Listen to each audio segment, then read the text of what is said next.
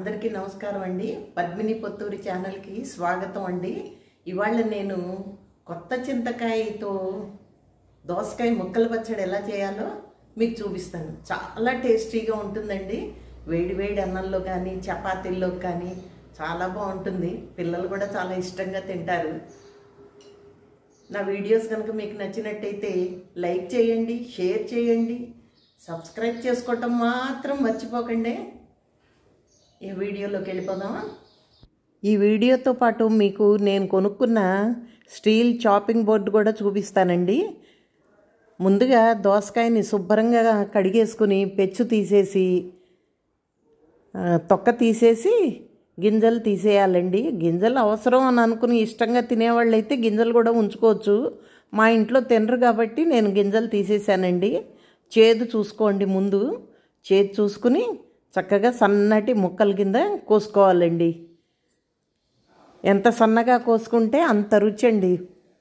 అసలు దోసకాయ ముక్కలు పచ్చడి అంటేనే సన్నటి ముక్కలు కోసుకోవాలి. అలా కోసుకుంటేనే చూడటానికి తినటానికి చాలా రుచిగా ఉంటుంది. ఈ శ్రావణ భాద్రపద మాసాల్లో మనకి చింతకాయలు వామనకాయలని చిన్న వస్తాయండి, లేత కాయలు. వాటితో పచ్చడి చేసుకున్నా లేదా పప్పులో వేసుకున్నా పులిహోర చేసుకున్నా యమరుచిగా ఉంటుందండి. అది ఇవాళ నేను అందుకనే ఆ వామనకాయలు మొన్న వినాయక చవితికి తెప్పించినప్పుడు ఉప్పేసి నేను తొక్కి అట్టే పెట్టానండి. ఒక జాడీలో పెట్టుకున్నాను.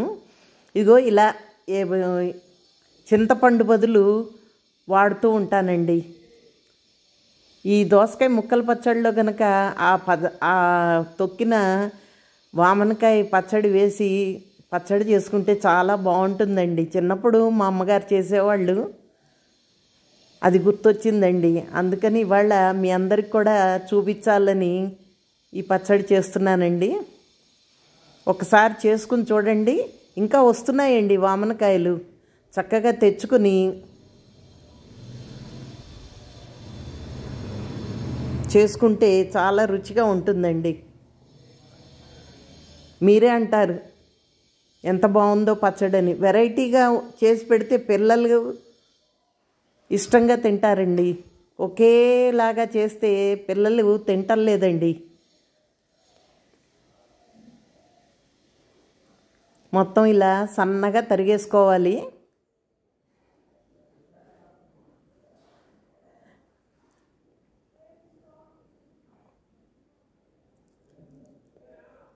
సన్నగా తరిగేసుకుంటేనే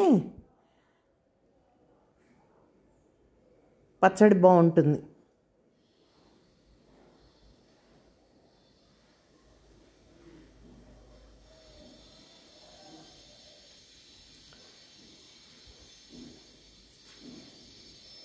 అదండి.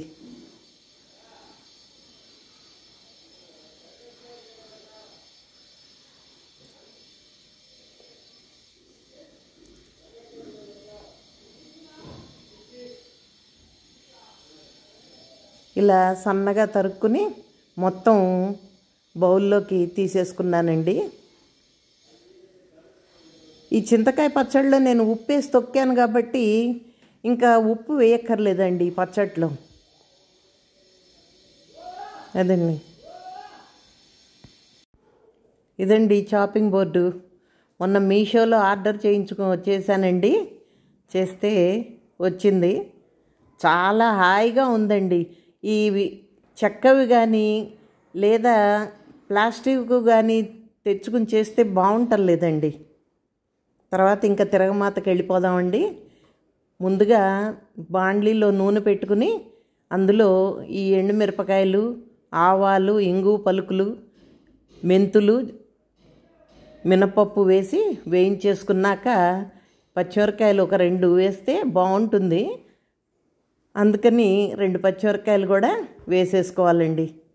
వేసేసుకుని చల్లారాక మిక్సీ జార్లోకి మొత్తం వేసుకుని, ఇగో చింతకాయ నేను నూరి పెట్టుకున్నానని చెప్పా కదండి. ఈ నూరిన పచ్చడి మనం ఎంత పులుపు కావాలో అంత వేసుకుని మిక్సీ పట్టేసుకుని మొత్తం చేయి శుభ్రంగా కడుక్కుని ఆ పచ్చడంతా అందులో వేసేయాలండి. ఆ మెత్తటి మిక్సీ పట్టిన పేస్ట్ మొత్తం ఇందులో వేసేయాలి మిశ్రమం.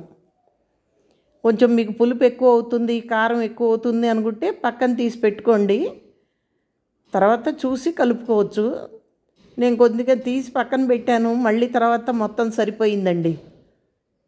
ఎందుకంటే ఇన్నాళ్ళ నుండి చేస్తున్నాం కాబట్టి మనకి ఉజ్జాయింపు తెలిసిపోతుంది. చేయి శుభ్రంగా కడుక్కుని చేత్తో కలుపుకుంటేనే బాగుంటుందండి. ఎందుకంటే అన్ని ముక్కలకి చక్కగా పడుతుంది పచ్చడి.